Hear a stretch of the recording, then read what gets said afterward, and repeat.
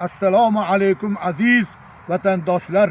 Alhamdulillah, mana muborak fasl navbahor Navro'z kunlari ham yaqinlashib, butun olamni Alloh taolo jon bag'ishlab tiriltirib, insonu, hayvonu butun olamni to'ydirish uchun mana o'lgan yerlarga jonlar ato qilib, mana bug'doylar u bog'lar u anhorlar suvga to'lib toshib, ilohiy bir rahmatlar, Ramazon rahmatlari mana ertaga Xudo xolasa bu Ramazon Aydil fitrlari hamma insonlarning qalbi tozalangan, dili tozalangan, shaytonlar chiqqan nurlar, og'zimizdan durlar paydo bo'lgan, g'iybat va fasodlardan, ig'vo va tuhmatlardan xalos bo'lib, hamma tomon nurga to'lib turgan vaqtida Alloh taolo mana bu Navro'zimizni, yangi yilimizni paydo qilib, hammamizni Alloh taolo aziz mukarram qilib, shu kirib kelayotgan yangi yilning sharafiga Navro'zga bir qasida yozdim, shuni sizlarga o'qib bergim keldi.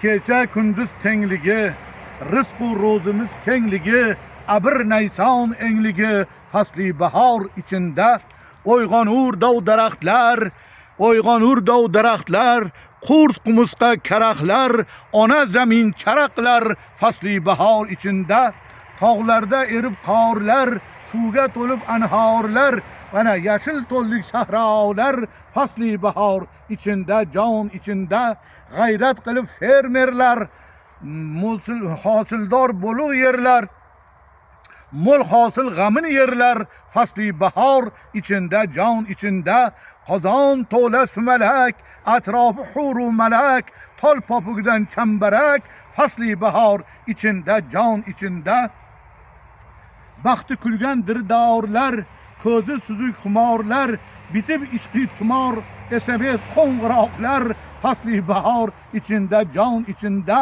qadimdan qolgan nishon, darvishona oshinon, ochil to'kil dasturxon, fasli bahor içinde, jon içinde qabristonlarda hashar uyushtirib keksalar, mo'l hosil g'amini yerlar, fasli bahor içinde, jon içinde kayfiyatni choq qiling, ketmonni o'rtoq qiling, ko'chat eking, bog' qiling, fasli bahor içinde, jon içinde saflarda Abdul Ahad, barcha millat hamjihat, O'zbekistonim jannat, fasli bahor içinde, jon içinde mana Alloh taolo jannat darvozalarini ochib, mana daraxtlarga gullar va mevalarni bitib, mana yerdan ser hosil narsalarni berayotgan Allohga hamd va sano bo'lsin.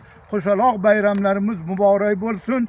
Mana hozir Solijonobod mana bu mahallasiga biz sevinch bilan kelyapmiz. Kim bu yerda mana bu Solijonobod degan yangi masjid ochilib, kecha bu hokimiyat rahbarlari kelib, boshqalar juda katta dabdaba tantanalar bilan shodlik ustiga shodlik, mana bugun shu yerda katta iftorlik ehsoni. Maqsad nima? Maqsad hamma narsa tinchlikka bog'liq. Xudo tinchlikni barqaror qilsin, bardavom qilsin.